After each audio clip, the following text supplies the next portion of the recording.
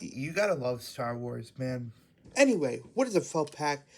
I'm gonna be pitching a theory to you that me personally I think is true. So I just rewatched um Star Wars, and um I got to the part where Vader is talking to Sidious, and it's revealed that Luke is Anakin's son. Now, most people would be like, "Oh, that's cool. It's confirmation, and now this is going to kick off everything." I think there's a lot more to the story. So, that clip, that clip where Sidious reveals that Luke is Anakin's father, or Anakin's son, that is the moment that I believe Anakin was revived, or is starting to be revived. Because what comes after is interesting. We get the dialogue from Vader that he says, "How is this possible?" If was Vader, Vader would be like, "Okay, that doesn't change anything." But no.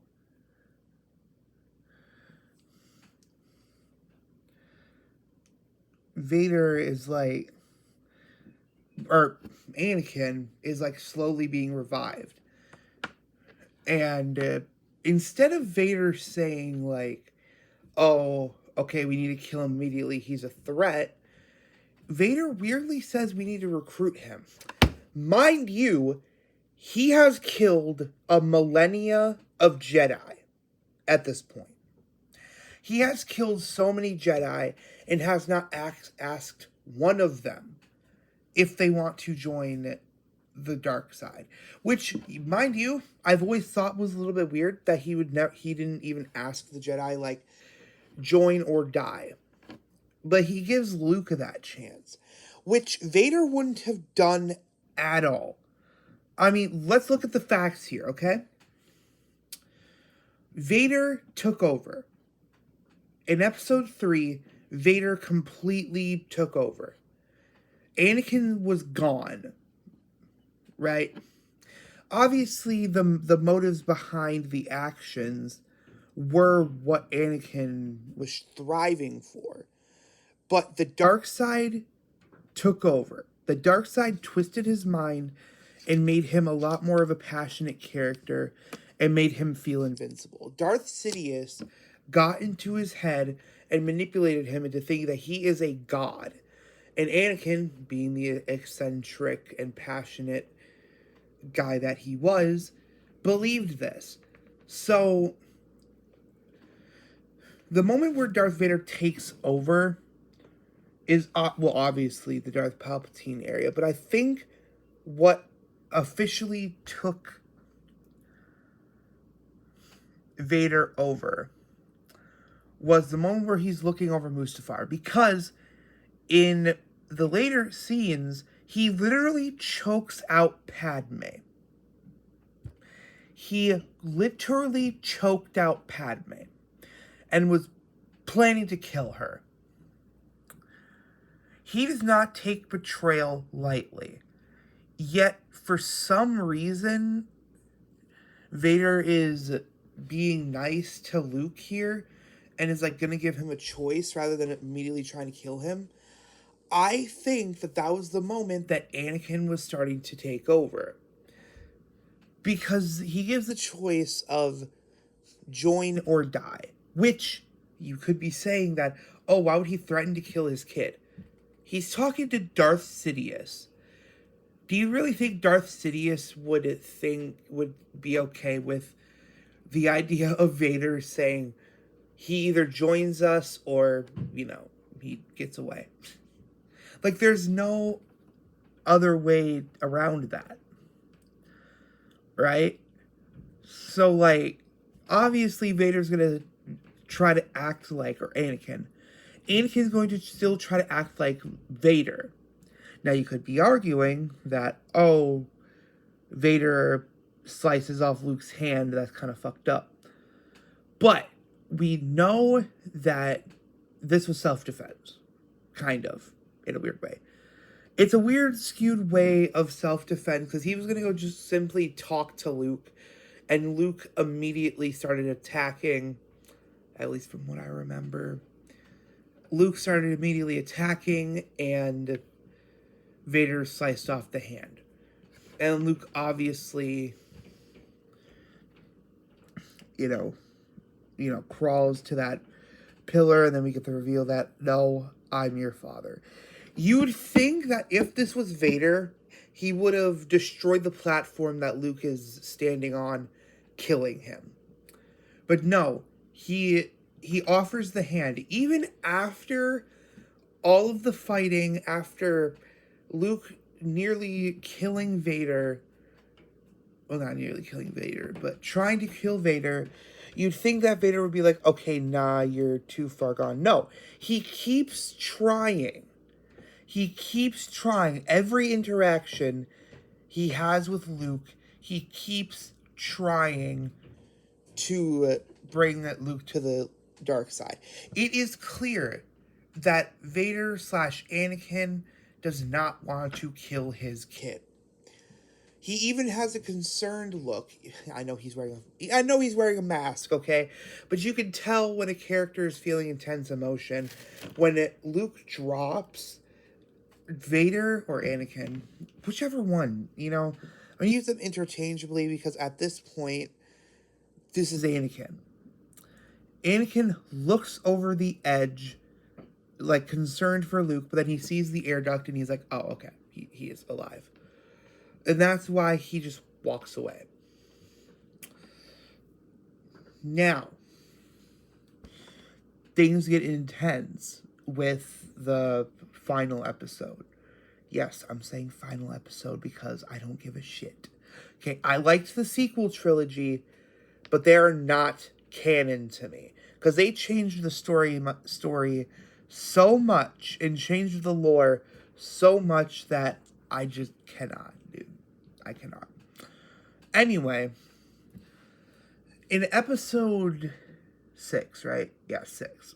In episode 6, Vader is talking to Luke on the bridge. And he is still offering everything. After everything, he offers his hand to Luke again. It is clear that he does not want to kill Luke.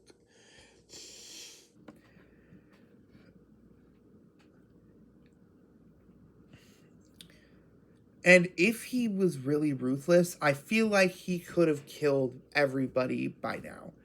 But I don't think Vader wants that. I don't think Vader, at this point, Anakin doesn't want this. And in the Death Star, it complicated things.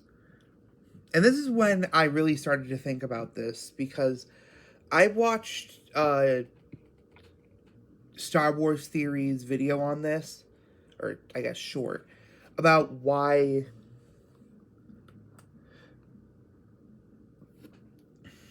Vader wanted to stop Luke from killing Palpatine, even though Vader's ideology is ruling the galaxy with his son. And you'd think that killing Sidious would help that fact, but no. Why he does it, I think that's because Vader knows at this point. Vader knows that Luke is feeling intense emotion, and as a Skywalker, he knows that intense emotion could kill Luke's good side. And Vader does not want that for Luke. Vader does not want to go down Vader does not want Luke to go down the same path that he did. So he stops Luke from striking down Sidious with this much anger and rage. Because the way that Luke was going to kill Sidious would have been, out of rage. And that would have caused anger. And Vader is just saving Luke with this. And then they start dueling. This is the point when I really believed my theory that Anakin was revived when Luke was first revealed. Because instead of immediately attacking Luke, because Vader could easily kill Luke, use the Force ability to snap his neck, and Anakin is literally the chosen one. Anakin, Vader, what have you, literally is the chosen one, and he could snap a million Jedi's neck with one thought. But he doesn't. He doesn't do that. Instead, he's more of an offset. He tells Luke that, Leia's your sister. And then they go back to dueling. And then, obviously, this is the point where people say that Anakin was revived, but again, like I said, I think he was revived a long time ago. Now, when I say he was revived a long time ago, I do not think Anakin was completely in control. I think Anakin's consciousness came back. I genuinely believe in the theory that midichlorians make up your brain matter. Now, why do I think this? Because Anakin's change to the dark side, to Vader, was so drastic from who he was as a character. I get that they were trying to implant seeds of like, oh, he's aggressive. He's a lot more, end all be all. He's more absolute than any other Jedi. But he would not attack fellow Jedi. He killed Dooku not out of anger, but out of protection of his people. He felt he had to kill Dooku to stop the endless cycle of violence. Anakin genuinely believes that if a Sith is bad enough, they need to be taken out.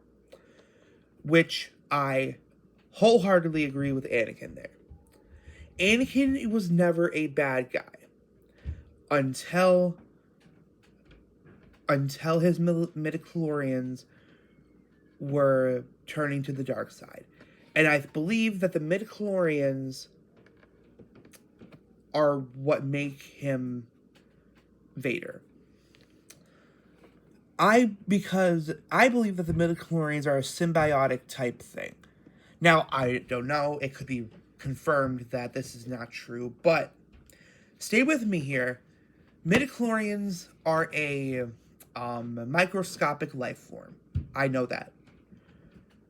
They're a microscopic life form that are commanded by the Force user. So that means that midichlorians are with somebody since the day that they're born.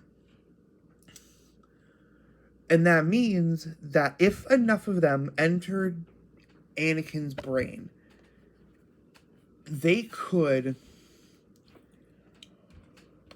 alter his brain matter. And I think that's what happened. I think that the midichlorians were jumbled enough to the point where they started turning on Anakin and making him into the Vader that we know, who killed millions. Anakin wouldn't have done this. But then I think Anakin gets revived and it becomes stronger by the fact that he has a son, where he pushes back the evil midichlorians, but still doesn't take over completely until he sees his son being electrocuted by Sidious. And then that's when Anakin is completely and utterly revived. He picks up Sidious, throws him down the hatch. Whim bam bibbity bow. Sorry, I got that from Alex Myers. Anakin is revived completely upon his death. Now, I don't know if you guys believe this theory. I could be talking. This is just a theory that I thought of when watching Star Wars. I was like, huh, maybe Anakin was revived a long time ago. But I digress. There's also the fact that no, I don't know, man. Yeah. I don't know if you guys agree with this theory. I could be completely wrong. Um, Maybe there's like extended book lore. I don't know the books personally. I'm not a big reader, but I really do want to buy the books because I know that's the original lore. But I don't know. I don't read the books. I'm just coming off of the movies. So I don't know if it was confirmed by Lucas exactly the point that Anakin was revived. So coming from a movie buff, that's my theory. I believe that as soon as Vader found out about Luke, that's when Anakin was slowly being brought to the light side. I don't know if you guys agree with this theory, but anyway, talk to you guys later. Bye.